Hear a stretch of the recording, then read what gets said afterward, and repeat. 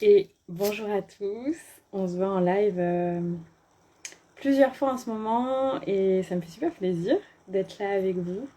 Euh, je prends quelques secondes pour purifier un peu l'espace, vous souhaiter la bienvenue et accueillir mon amie Julie avec qui on va vous partager un live en lien avec à la nourriture, à l'alimentation.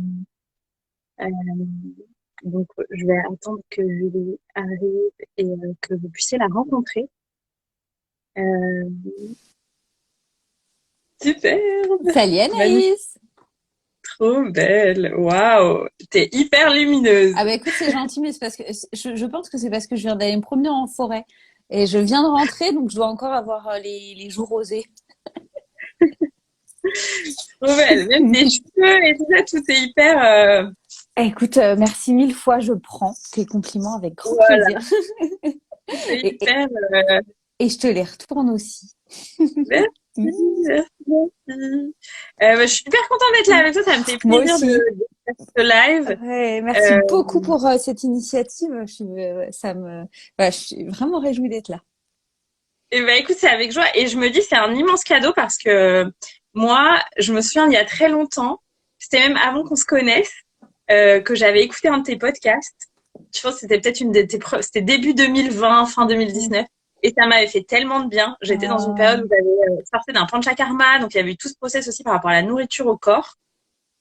Et je trouve qu'il y a beaucoup de médecine dans ce que tu apportes, en fait, mm, dans ton chemin, dans ton expérience, dans ce que tu transmets. Et donc, je suis hyper contente aussi mm, de pouvoir diffuser aussi un petit peu ça auprès des gens qui sont connectés à moi, tu vois, et des gens aussi qui te connaissent et qui vont peut-être mm, apprendre des choses. Et, bien sûr. Merci beaucoup, beaucoup. Et moi, je suis ouais, très heureuse qu'on puisse relier aussi ces deux thèmes. Tu vois, quand on parle souvent d'alimentation émotionnelle, on parle aussi détox, et je trouve ça super qu'on ait un espace pour pouvoir approfondir enfin voilà, approfondir le sujet, et puis peut-être donner aussi nos retours d'expérience sur la question. ouais, tout à fait. En plus, c'est quelque chose Mm, dont on parle souvent quand on se voit. Je me souviens, on mm, avait parlé détox plusieurs fois avec nos amis Aline et Tara, les expériences mm, de chacune, et aussi bah, les questionnements parfois que on peut avoir mm, après pendant les expériences. Donc, je suis aussi complètement. ravie. Est-ce que tu veux juste prendre 1 ou 2 minutes pour parler de toi, pas forcément ce que tu fais, mais enfin donner quelques mots sur qui tu es et voilà. Bah, avec plaisir. Alors moi, je suis spécialisée en alimentation émotionnelle. Alors, je parle du coup plus du côté professionnel puisque je me dis que c'est là ce qui va nous intéresser le plus et ce qui va intéresser le plus les personnes qui vont nous écouter. L'alimentation émotionnelle, c'est un sujet qui m'importe beaucoup puisque ça a été le cœur de ma vie pendant de nombreuses années. J'ai commencé à avoir des déséquilibres avec l'alimentation autour de la prépuberté, de la puberté, comme je pense beaucoup de personnes. C'est à ce moment-là où le rapport au corps change, le rapport à la nourriture change. Et puis, ça a duré, donc je dirais, de mes 13 ans, grosso modo, jusqu'à mes 28, 29, 30 ans. Et donc, ça a été vraiment une expérience de vie prépondérante. Et j'en ai fait aujourd'hui le cœur de mon métier. Alors aujourd'hui, j'utilise la naturopathie, j'utilise l'EFT, qui est une technique de libération émotionnelle. J'utilise comme toi le coaching, puisqu'on a fait notre formation ensemble. Et j'utilise la psychologie énergétique et des thérapies cognitives et comportementales. C'est un peu ce que fait Christophe André. En général, les gens connaissent qui est Christophe André.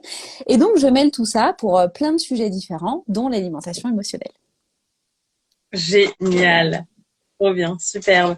Yes, et c'est un sujet que tu as vraiment enfin, creusé. Du coup, je sais que tu as aussi sorti Mm. un livre, Ah oui, tu en as merci, pas mal j'oublie parlé. toujours d'en parler. C'est vrai quand je me présente, mais je te remercie d'en parler. Oui, ouais, je me dis si les gens veulent aller plus loin, Ouais.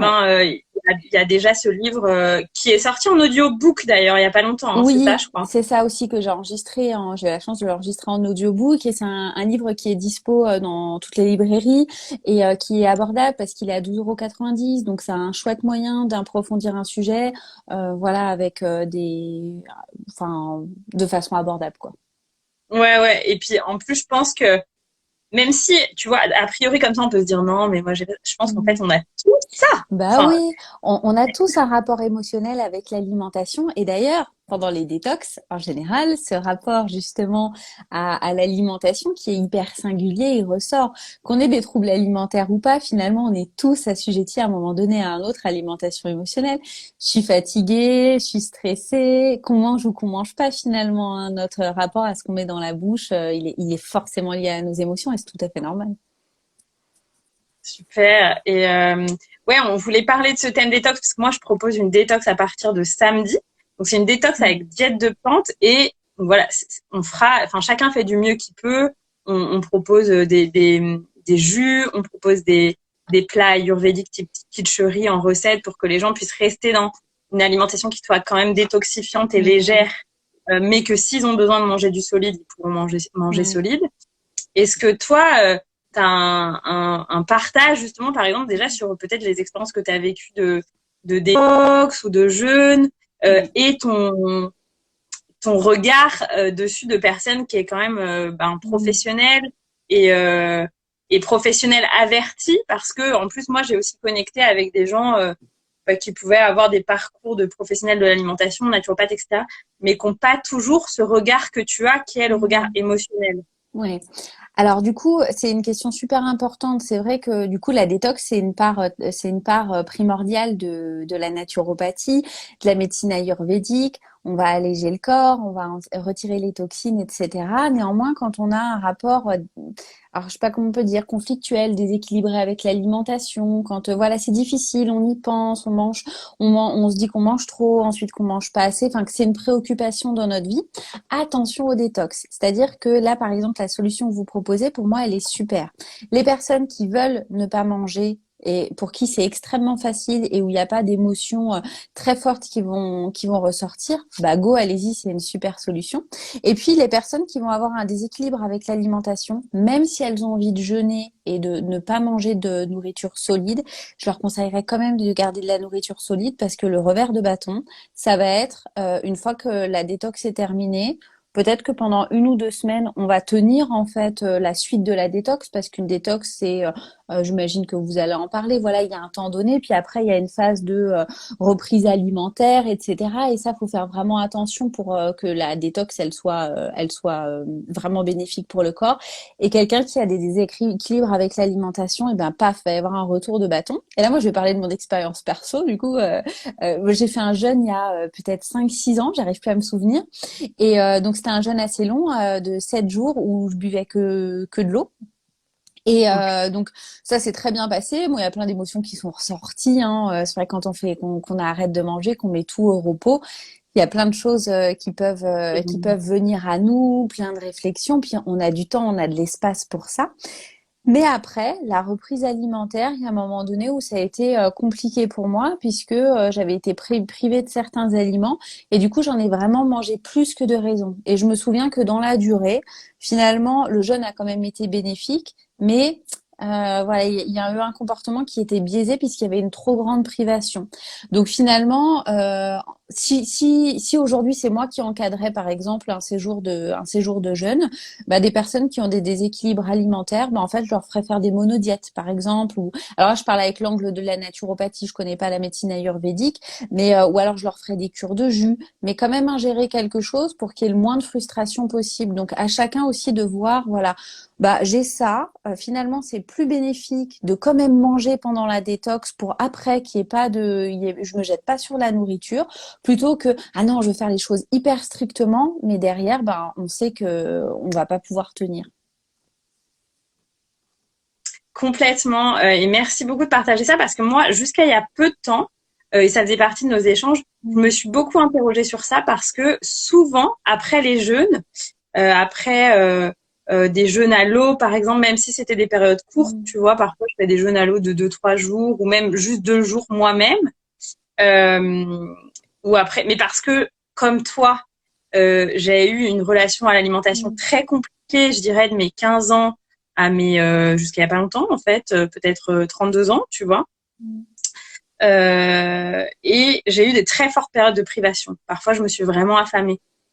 Et du coup, quand j'expérimente des jeûnes ou beaucoup moins avec les cures de jus, euh, Et d'ailleurs, ça me l'a pas du tout fait avec le panchakarma parce que même si l'alimentation était très très détoxifiante, il y avait quand même une vraie alimentation solide et un rythme très léger, mais il y avait quand même pas vraiment de frustration. On mangeait à notre faim, tu vois.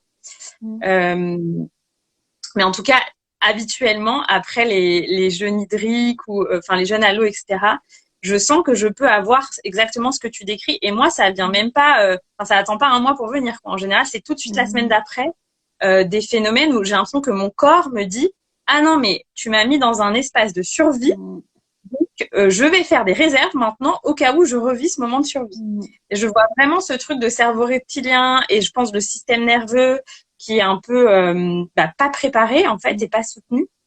Et pour ça aussi, on va beaucoup parler de ça, de préparer le système nerveux. On va pratiquer le Kundalini Yoga qui vient renforcer le système nerveux, Génial. dépasser aussi ces peurs très reptiliennes en fait, pour pouvoir faire les choses en douceur et en même temps complètement adapter depuis un espace d'amour et ne pas aller avec trop de rigueur guerrière, dire moi je fais 7 jours qu'avec de l'eau. Et c'est vrai qu'on a eu des entretiens individuels avec chacune des personnes qui participent.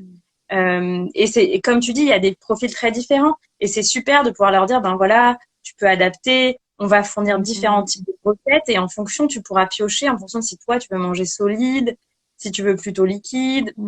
Enfin, complètement adapter. Et je crois que ça, c'est la clé dans tout, en fait, tu vois, d'adapter l'outil qu'on nous propose à ce qui nous semble juste pour nous. Et toi, je sais pas, mais moi, j'ai eu un temps où je me suis un peu perdue dans toutes ces médecines et surtout dans les régimes alimentaires parce qu'on me disait il faut absolument faire ça, il faut absolument faire ça. Voilà. C'est hyper et d'ailleurs, dogmatique. voilà. Et d'ailleurs, dans l'Ayurveda, il y a aussi un Ayurveda qui peut s'enseigner comme ça. Il y a des versions très modernes aujourd'hui qui sont très adaptées et tout ça. J'ai fait un live avec une amie sur le sujet, mais un enseignement purement ayurvédique, ils vont te dire, pour les gens comme toi, il faut pas manger de kiwi l'hiver, et puis tu vois, des trucs très carrés. Et ça, je m'en suis défaite avec le temps, de me dire que en fait, ce qui est le plus important, c'est d'honorer les besoins de mon corps et de pas suivre des règles que je coche, tu vois. Et puis il y a que toi qui te connais aussi, hein. C'est vrai que tu vois la naturopathie est aussi extrêmement dogmatique. On voit plein de courants. Si on connaissait la bonne façon de manger, en fait concrètement on suivrait tous cette voie. Donc pour moi il n'y a pas une bonne façon de manger, mais il y a une bonne façon de manger par personne. Et encore cette façon de manger elle évolue en fonction de nos stades de notre mode de vie, en fonction de notre âge, en fonction de ce qui se passe dans notre quotidien, et elle peut complètement évoluer. Et c'est hyper important de pas suivre un dogme. Et en fait, on se connaît soi-même. Et moi, j'ai été comme toi, j'ai suivi plein de dogmes particuliers. Il faut faire comme ci, il faut faire comme ça. En fait, il faut juste faire comme on le sent, avec des règles de santé qui nous paraissent être optimum, quoi. Ouais, complètement. Et ça apporte tellement de légèreté en fait dans la vie, tu vois.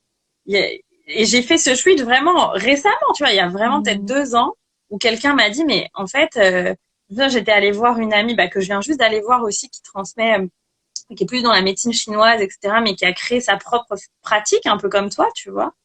Et elle m'avait dit, et je lui avais dit, mais écoute, je suis perdue entre les trucs de la naturopathie, les trucs qu'on m'a transmis pendant Panchakarma, les trucs de médecine chinoise. Je suis complètement perdue, je ne sais plus ce que je dois manger, je ne sais plus ce que je dois faire. Mon corps va mal, parce qu'à l'époque, j'avais des douleurs vraiment intenses dans le corps.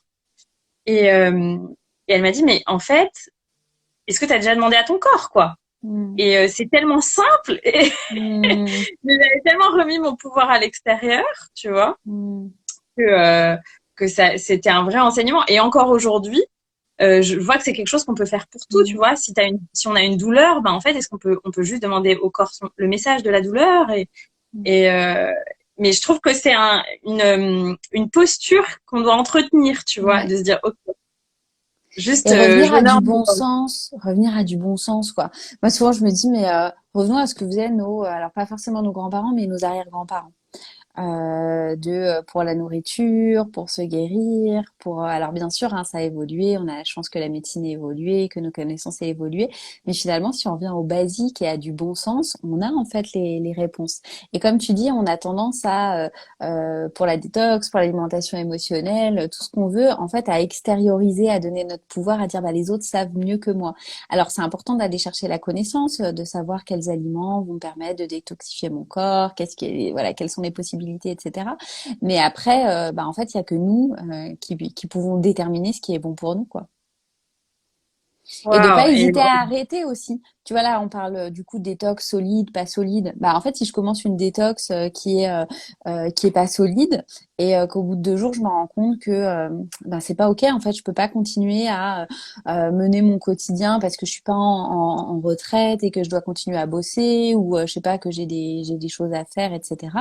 Bah en fait, c'est du bon sens. Je repars sur du solide, sinon je vais trop fatiguer mon corps. Et ça va marcher quand même en fait, hein.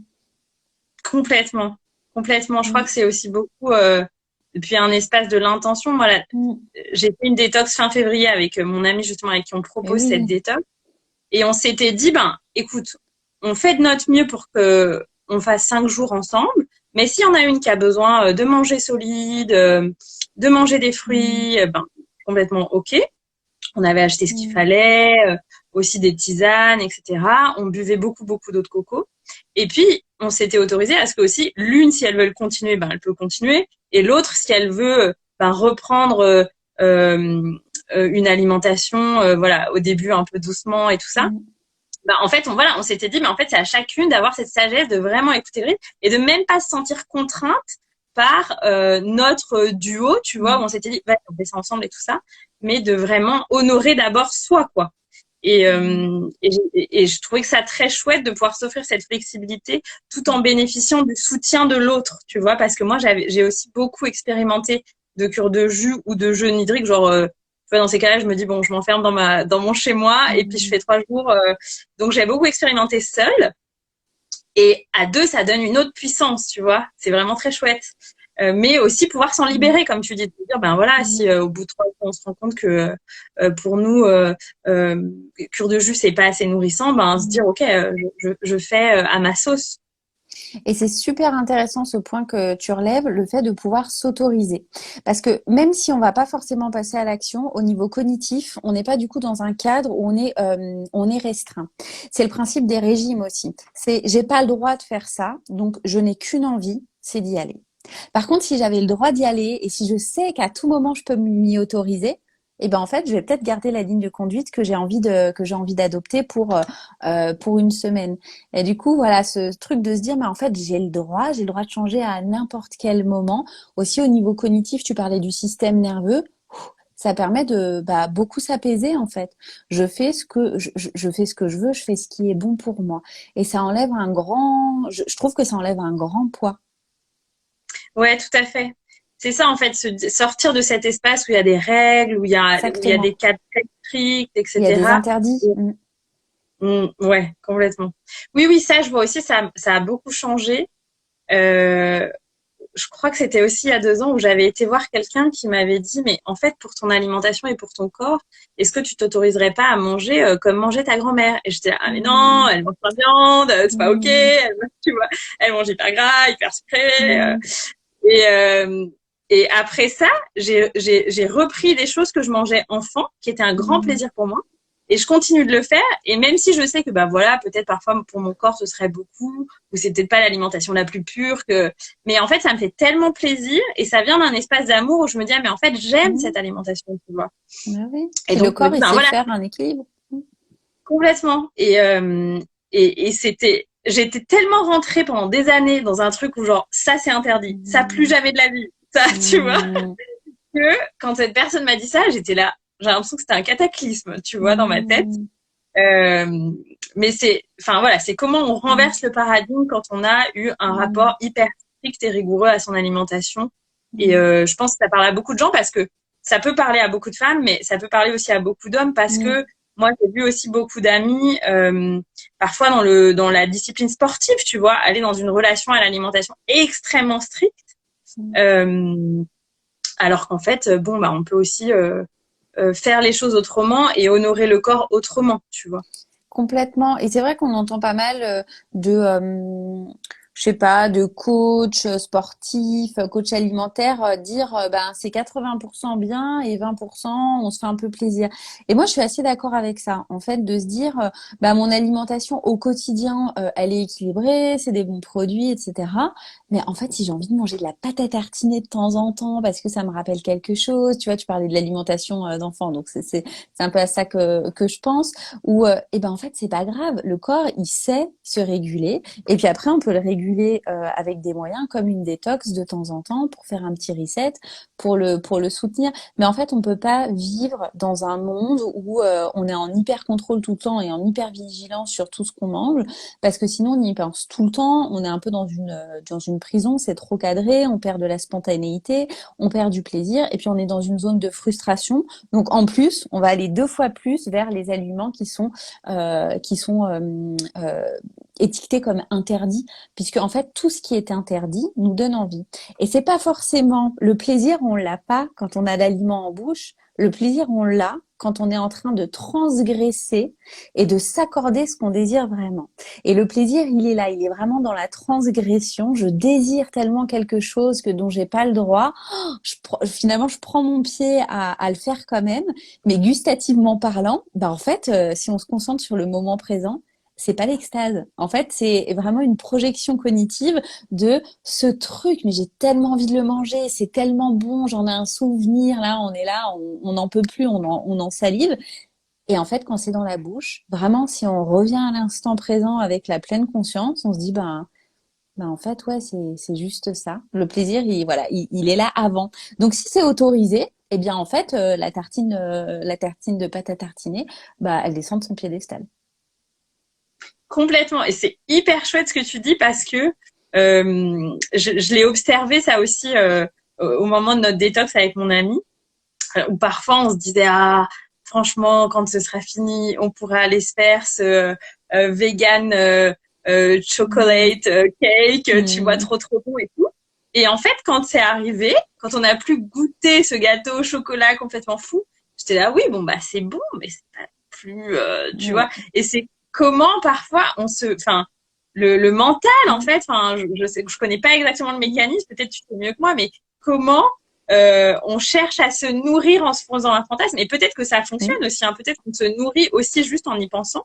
Bien sûr. Euh, mais c'est hyper intéressant de voir cette projection, Mmh. justement parce que pendant le jeûne, ben, on s'était quand même dit qu'a priori les gâteaux c'était pas ok quoi. Mmh.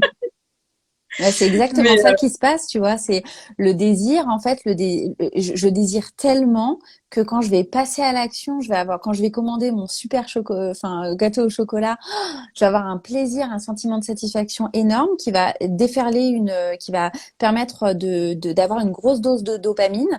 Exactement comme quand on s'achète ce petit pull noir qu'on a déjà en 5 exemplaires, mais celui-là, quand même, il est un peu différent. Donc, on se l'achète et là, d'un seul coup, voilà, on sent qu'on a plein de dopamine, plein d'endorphines. Mais en fait, quand on le porte, on s'en fiche un peu. Bah, il se passe la même chose avec ton gâteau au chocolat au niveau de ton cerveau. ouais, c'est fou. Donc, ben, merci d'avoir transmis ce truc là du plaisir, de la transgression, et d'où l'importance du coup de ne pas de ne rien s'interdire en fait. Exactement. C'est vraiment moi, c'est un truc sur lequel je travaille beaucoup quand je reçois la plupart de ma clientèle, patientèle, on va dire, ouais, 60% c'est sur l'alimentation émotionnelle. On va vraiment travailler sur toutes ces règles alimentaires qui ont été établies au fil du temps, soit des règles dogmatiques il faut manger ci, il faut manger ça, ou des règles que je me suis moi-même forgées, ou des règles alimentaires. Tout ça, faut vraiment pouvoir les balancer pour tout s'autoriser et qu'il n'y ait plus ces phénomènes de transgression. Et bien sûr, si j'ai envie de manger quelque chose, ben en fait, je vais le manger. Et Waouh. la nourriture descend aussi de son piédestal, et ça, c'est quelque chose de assez déroutant, en fait. L'alimentation redevient de l'alimentation, une source de plaisir, parce que c'est quand même, c'est manger, ça peut être parfois orgasmique, quoi. C'est vraiment on a la chance dans nos pays occidentaux, quand on a les moyens de pouvoir manger à notre faim et de pouvoir manger ce qui nous plaît. Et du coup, c'est génial. Et ça, il faut pas l'oublier. Mais l'alimentation reprend sa juste place, en fait. Ouais, merveilleux. Et je trouve que c'est aussi, enfin moi je vois le switch aussi que je me suis autorisée à faire en changeant aussi toute ma relation à mon énergie intérieure. C'est-à-dire qu'avant j'étais beaucoup dans une énergie masculine, donc ce besoin de contrôle, de rigueur, de cadre. Et du coup, j'avais la même relation avec mon alimentation, en fait. C'était complètement, c'était n'importe quoi, tu vois. C'était hyper cadré, parfois à me rendre malade tellement il y avait du cadre. Alors que maintenant, je me demande, bah voilà, qu'est-ce qui me ferait plaisir? Et en fait, c'est ok, peu importe quelles règles, etc. Tu vois, je m'autorise, je me dis végétarienne, mais si jamais j'ai envie de poisson, ben je prends du poisson. Enfin voilà, c'est complètement à l'écoute de ce que mon corps appelle. Et Ouais, c'est je sais que c'est super aussi ça. ce que tu transmets. Et c'est le switch de je suis en train d'analyser tout ce que je mange, attends, il me faut tant de protéines, tant de machin et tout. Alors, c'est important de savoir à peu près comment il faut s'alimenter. Mais une fois qu'on le sait, en fait, on fait des choix, sans avoir besoin de trop analyser. Et du coup, après, on est plus concentré sur les besoins de mon corps, comme tu l'as dit, de quoi j'ai envie. Et en général, de quoi j'ai envie, c'est de quoi j'ai besoin. Et c'est intéressant ce que tu dis au niveau ok, je suis végétarienne, mais là j'ai envie de poisson. En fait, nos corps ne sont pas identiques. Moi, je suis persuadée qu'il y a des gens qui peuvent être véganes, il y a des gens qui peuvent être végétariens, il y a des gens qui ont besoin de manger, par exemple, de la viande et du poisson. Enfin, on est tous différents, on a tous des corps différents. Et à un moment donné, si notre corps réclame quelque chose, c'est qu'il en a besoin.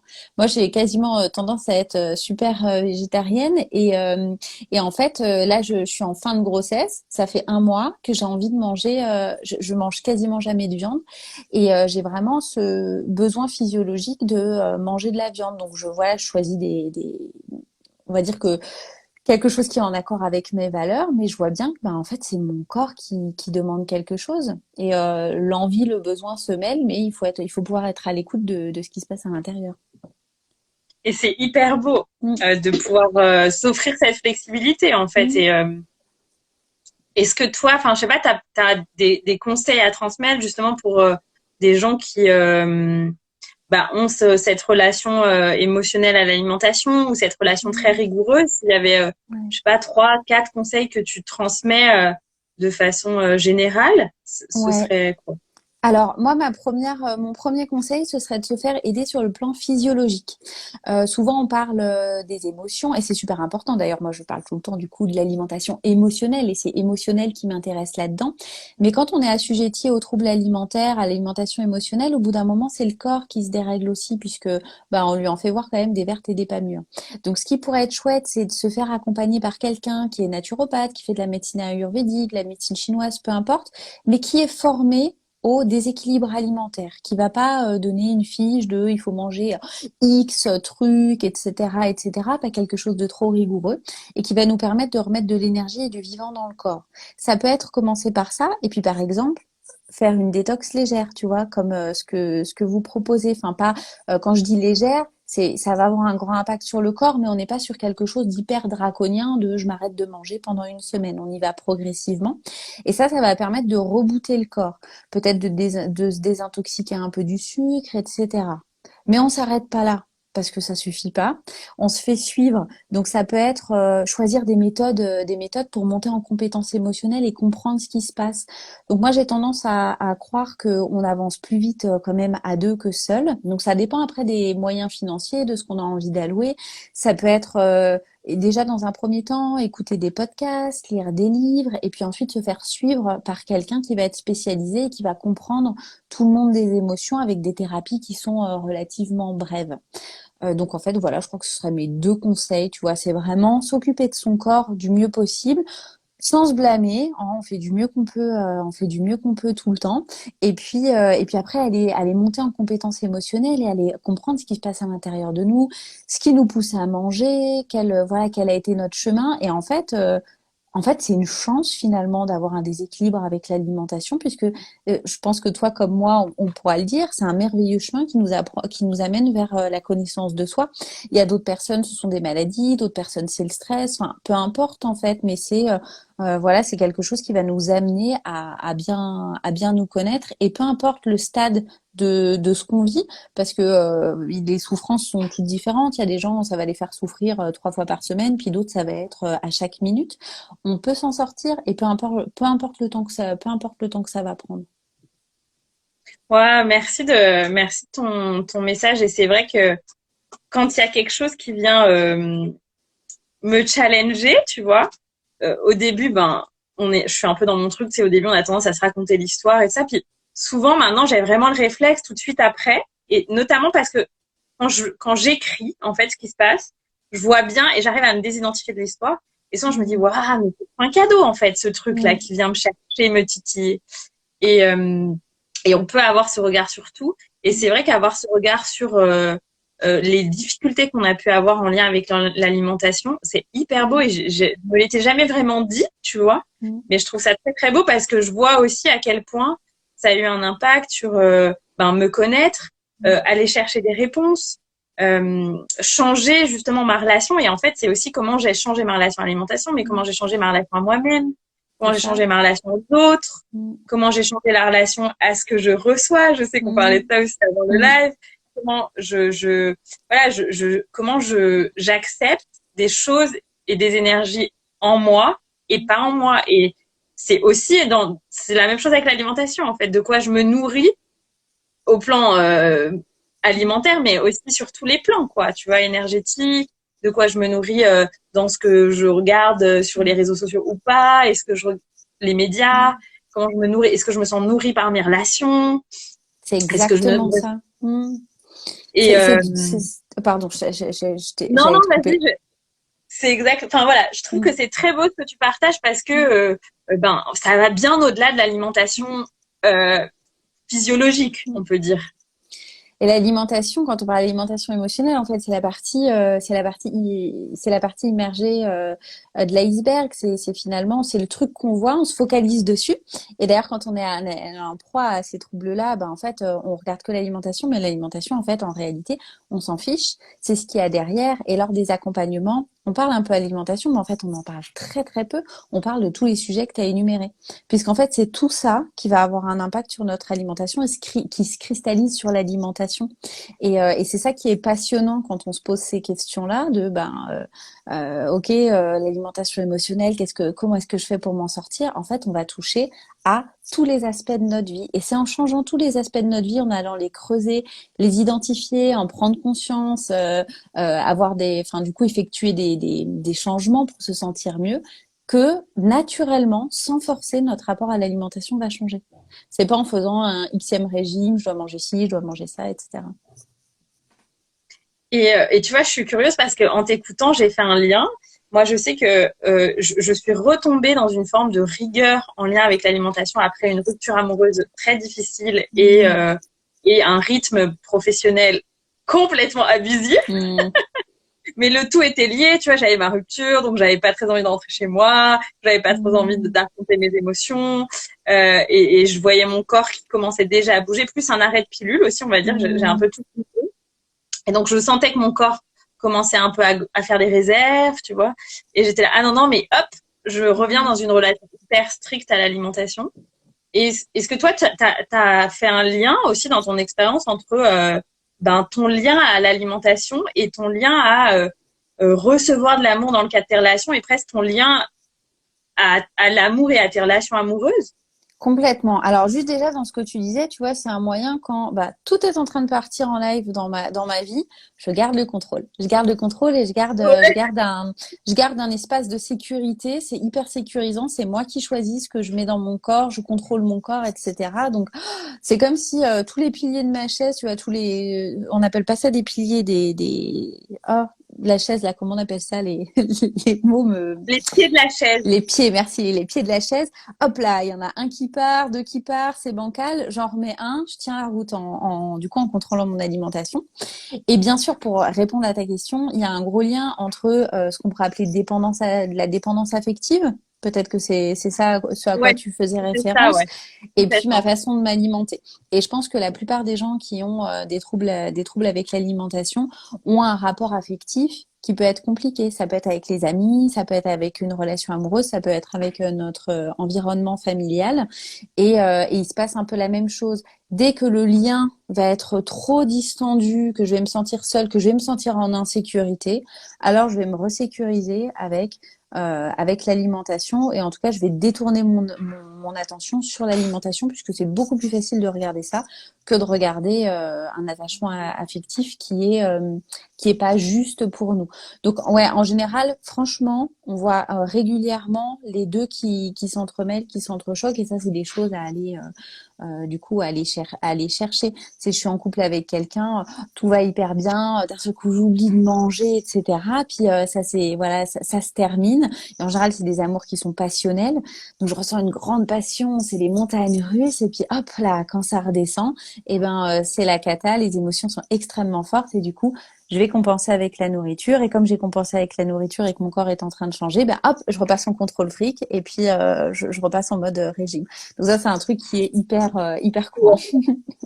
Tu décris exactement ce que j'ai vécu, mot pour mot, tu vois. Je suis là, waouh, oui, c'est exactement ça. Donc, waouh. Et du coup, qu'est-ce que tu conseilles dans ces cas-là pour est-ce que c'est les mêmes conseils pour des gens qu'on ce profil, on pourrait dire, tu vois? Ou est-ce que, enfin, moi, ce qui me viendrait, ce serait de dire aux gens, ben, va vers le chemin de l'amour de toi, tu vois, de vraiment te nourrir, apprendre à poser tes limites, parce qu'une fois qu'on s'aime, on va plus dans ces espaces de dépendance affective, en tout cas d'après moi. Je suis d'accord avec toi. Non, je suis d'accord avec toi, c'est que du coup l'alimentation, même si on va focaliser notre attention dessus, et c'est normal puisque c'est ce qui nous fait souffrir au quotidien, c'est pas ce qui va être le plus important à aller travailler. En fait, on va aller le travailler en allant travailler la dépendance affective, en allant travailler la dépendance affective, tu l'as hyper justement dit, on va travailler l'amour de soi, on va travailler ses limites, on va travailler la façon dont on a grandi, la sécurité affective qu'on a reçue quand on était enfant, parce que si on était des adultes sécures, on n'aurait pas finalement eu tous ces troubles-là. Donc là, on revient à tout ce que dit Catherine Guéguen, enfin tu vois, sur le lien affectif, etc. Donc ça, c'est un travail qui se fait facilement en thérapie, puis ça peut être assez rapide. Et on va travailler sur soi, se comprendre, se respecter, comme tu l'as dit, poser justement ses limites, changer son rapport à l'autre, et pas que dans les rapports amoureux, dans les rapports amicaux, dans le rapport à la famille. Et hop, ça fait comme un effet domino. Après, on a un effet du coup sur l'alimentation. En parallèle, on peut quand même travailler sur l'alimentation. Il y a des choses à changer qui sont plus de l'ordre de l'habituation comportementale. Et du coup, il y a quand même des petites choses comme ça qu'on peut régler qui sont pas forcément d'ordre émotionnel. Et puis la vie, elle change après. Tout se régule. Et c'est là où tu dis, enfin, je trouve que c'est très vrai ce que tu dis de dire que c'est un vrai cadeau, parce que ben quand la personne que je viens juste de voir, tu vois, je trouve que c'est incroyable le timing que je réalise maintenant. Donc c'est cette personne qui m'a aidé à quand même me réconcilier dans ma relation à l'alimentation. Et elle m'a demandé, ben comment tu te sens là? Et je lui disais, ben en fait, je me sens tellement en paix maintenant avec la façon que je sais créer d'être en relation, que je sais en fait maintenant que même si je ne suis plus en couple ou je ne suis plus en relation avec quelqu'un, en fait c'est moi qui ai créé cet espace sécurisant où je me sens en paix. Donc en fait, je suis en paix avec. Enfin tu vois, du coup j'ai plus ce truc de dépendance affective, d'avoir profondément peur, de perdre l'autre. C'est ok quoi, tu vois, parce que en fait cet espace qui est sécure, c'est moi qui l'ai créé. Donc ça apporte une telle sérénité. Enfin, je pensais pas un jour pouvoir atteindre cette paix, tu vois, avec moi-même, avec l'autre. Ça veut pas dire qu'il n'y a pas des choses à corriger, mais et je pense que ça n'aurait pas été possible si le début du chemin n'avait pas été de voir à quel point mon corps me disait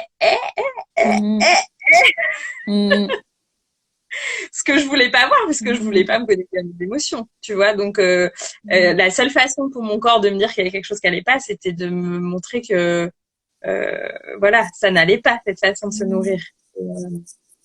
Donc ouais, merci d'avoir. C'est un signal, tu vois, c'est vrai, c'est chouette, c'est un signal du corps. Ok, ma relation affective ne me convient pas, parce que sinon j'aurais pas ces réactions-là.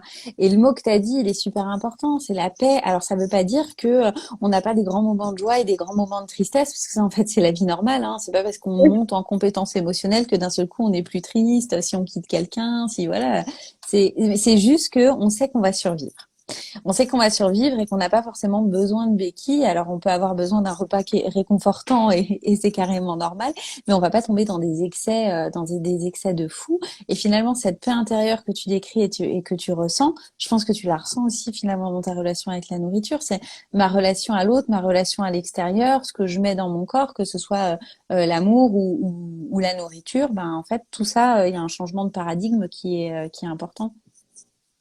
Ouais, complètement. Waouh, trop chouette. Mmh. Merci beaucoup de cet échange. Ça m'a mis beaucoup de Mmh. lumière sur tout, juste en parlant avec toi, Mmh. tu vois. Bah, je suis ravie, moi aussi, là, j'adore pouvoir échanger sur le sujet. Génial. Est-ce que toi, du coup, tu veux partager, en fait, du coup, de ce que je comprends, mais tu me dis Mhm. si tu as créé de tout ton parcours et de cette spécialisation, tu as créé une formation pour Mhm. transmettre ton expertise en alimentation émotionnelle. Exactement. Donc, merci beaucoup d'en parler. Donc, j'ai lancé une première session qui a eu lieu l'année dernière, et c'est une formation de 7 mois. Donc, je forme des thérapeutes, mais je forme aussi des gens qui juste sont passionnés par la question de l'alimentation émotionnelle. Et en fait, l'idée, c'est de pouvoir transmettre tous les outils, tout ce que j'ai découvert, tout ce que j'ai pu agréger, tout ce que j'ai pu collecter, pour que chacun puisse créer sa méthode d'accompagnement. Et du coup, pour moi, c'est une formation qui reste assez riche. On a 18 sessions, on a plein de workshops, on a plein d'échanges. Je transmets une douzaine pardon, je dis une douzaine, mais j'ai compté qu'on avait 120 ressources. J'avais transmis 120 ressources qui sont des outils, des ressources, des PDF, etc., qui sont voilà réutilisables. C'est une grande joie pour moi de pouvoir partager à cœur ouvert tout, parce que je partage tout mon travail et je pars du principe que bon, en fait, personne va faire de l'ombre à personne et qu'on a tous des parcours différents et des façons d'accompagner les gens différentes. Et cette formation, elle commence en septembre et il y a 12 participants et pour l'instant, il reste 7 places. Possiblement, j'espère bientôt qu'il en restera que 5. Et voilà. Et du coup, si vous voulez en savoir plus, bah, il suffit d'aller sur mon profil. Il y a une plaquette, on peut me contacter, tout ça, tout ça. Super. Et donc, ça commence en septembre et ça finit du coup en mai, quelque chose comme ça, C'est c'est ça? septembre et ça finit en avril. En avril, super. C'est ça. Et donc, je comprends que donc tu t'échanges avec les gens avant qu'ils intègrent le groupe. Et il me semble Oui. que tu m'as dit qu'il y a différents intervenants. Et puis, je sais qu'en plus, entre-temps, tu t'es formé à des nouvelles techniques thérapeutiques. Donc, est-ce que aussi ça fait partie des choses que tu ajoutes là dans cette édition 2 ou... Complètement, complètement. Alors du coup, bah il y a déjà tout ce qui a été créé, tout ce qui a été créé de base. Cette fois-ci, je serai la seule à intervenir. La dernière fois, j'avais fait Ok. intervenir quelqu'un, mais cette fois-ci, je serai la seule à intervenir. Et donc oui, j'ai rajouté des outils puisqu'entre-temps, je me suis formée en thérapie cognitive et comportementale et j'ai trouvé plein de super outils qui peuvent du coup s'appliquer à l'alimentation émotionnelle. Et donc c'est des choses qui bien évidemment vont être rajoutées. C'est une formation où il y a beaucoup d'échanges, tout se fait en direct et aussi enregistré pour les personnes qui peuvent pas, pour des raisons X ou Y, être présentes. Et avant de rejoindre la formation, si toutefois, voilà, il y a il y a l'élan de le faire, on en discute ensemble. C'est hyper important pour moi qu'il y ait ce facteur humain, qu'on puisse se connaître, qu'on puisse voir si on est sur la même longueur d'onde, et surtout si cette formation, elle va répondre aux besoins des personnes qui me contactent, parce que parfois on se fait un peu des idées aussi sur les formations qu'on va rejoindre, etc. Donc là, l'idée, c'est vraiment d'être sur une ligne gagnant-gagnant, quoi. J'adore, oui, parce que c'est quand même une vraie aventure Ben presque ouais, intime. C'est un petit groupe et vous êtes ensemble 7 mois. complètement. Donc, c'est quand même... Et puis l'aventure, elle continue à durer après, puisque l'idée aussi, c'est que de créer vraiment une cohésion, une cohésion en fait entre toutes les personnes de la formation, et qu'il puisse y avoir de l'entraide après, et qu'il n'y ait vraiment pas d'esprit de compétition, de concurrence. Et la dernière formation qui s'est terminée en octobre, eh bien en fait, on est encore en contact, on se pose des questions, je sais pas, toutes les semaines, toutes les 2 semaines, il y a des échanges réguliers. Ah, j'ai vu ci, j'ai vu ça. J'ai eu tel type de client, puis voilà, j'ai tel type de problème, qu'est-ce que vous en pensez? Et ça, c'est super important pour moi qu'en fait, les personnes qui ont envie de rester dans cette ambiance-là puissent le faire et qu'on puisse avoir de l'entraide sur ces sujets-là, parce que finalement, bah, il n'y a pas, enfin moi en tout cas, à ma connaissance, je connais pas de groupe de thérapeutes qui vont pouvoir échanger sur ce sujet-là. Donc c'est chouette d'avoir voilà une oreille bienveillante. Ouais, c'est super important et je sais que nous, on a créé ça avec certaines personnes de notre formation de coaching et Mmh, c'est mmh, tellement utile en fait de pouvoir échanger sur sa pratique, etc. avec ses pairs, c'est fondamental, surtout sur des sujets aussi techniques Ouais. et des sujets qui sont enfin moi personnellement dans cette alimentation émotionnelle, je ne connais que toi comme experte. Donc je trouve ça génial que tu transmettes et qu'il y ait d'autres personnes qui vont pouvoir transmettre et je pense à la personne que j'étais avant, je pense à des amis à moi qui avaient aussi des troubles alimentaires et à quel point à une certaine époque les professionnels n'étaient pas formés à nous accompagner en fait, tu vois. Et je suis très émue quand je te le dis parce que je me dis ça va pouvoir aider tellement de gens, tu vois, qu'il y ait des professionnels formés avec des solutions qui sont justes et adaptées pour les gens en face d'eux, tu vois. Et c'est ça qui est primordial, c'est que ce soit juste et adapté. Moi, je vois de plus en plus. Alors, forcément, je suis plus de gens qui sont sur l'alimentation émotionnelle, et j'ai l'impression que ça fleurit un peu toutes ces offres d'accompagnement, et je trouve ça génial. Mais ce qui me semble vraiment primordial dans ce type de troubles, c'est comme tu l'as dit, c'est des accompagnements qui sont justes. On va pas dire à la personne quoi faire, sinon en fait juste on achète un programme en ligne et qu'on s'adapte vraiment au mode de vie, à ce dont la personne a besoin pour qu'elle monte elle-même en compétence, en autonomie. Et ça, c'est voilà, pour moi, c'est. Mais d'ailleurs pour tous les sujets, hein, c'est la clé. Trop bien. Et je me dis, du coup, on sera des super adultes, tu vois, pour partager aux plus jeunes une relation à l'alimentation et à soi plus juste. Ouais, complètement. Trop chouette. Merci beaucoup. Trop bien. Et voilà, et du coup, moi, ça me permet aussi de faire la transition pour les personnes qui sont intéressées par la détox. On va clôturer les portes. On pense demain soir, vendredi midi au plus tard, parce qu'il y a besoin de cet entretien préalable pour conseiller la personne sur la plante qu'elle va diéter et sur tout le reste, tu vois. Donc pour préparer la personne à son process, etc. On commence la diète vraiment dimanche matin. Et on a décidé de prolonger le tarif Early Bird avec mon amie Michaela. Donc c'est 393 € et il y a 7 entretiens individuels. Il y a plusieurs cercles de parole, au moins 2 pendant la pratique. Il y a des cours de Kundalini Yoga tous les matins, un breathwork, des méditations.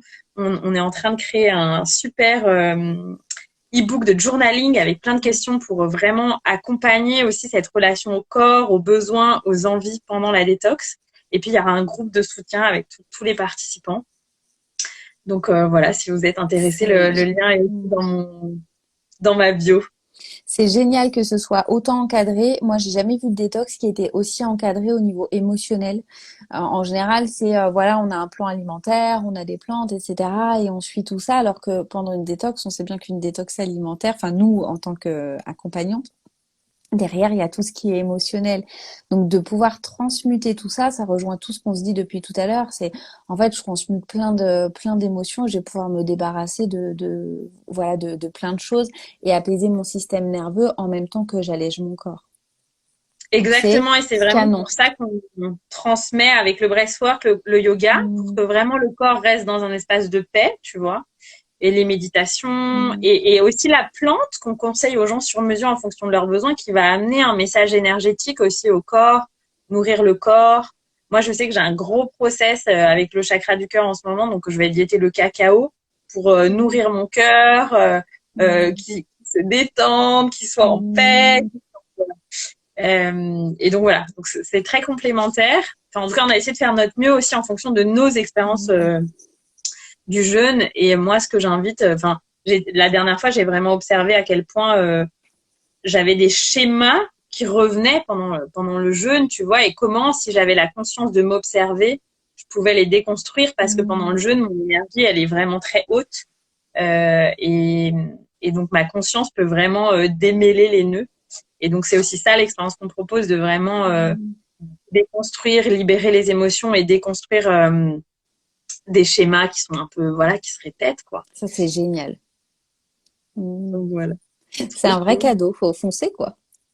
Ouais, ça va être super. Moi, j'ai trop hâte de vivre cette semaine-là. J'ai fait un peu de place dans mon agenda pour avoir une semaine tranquille.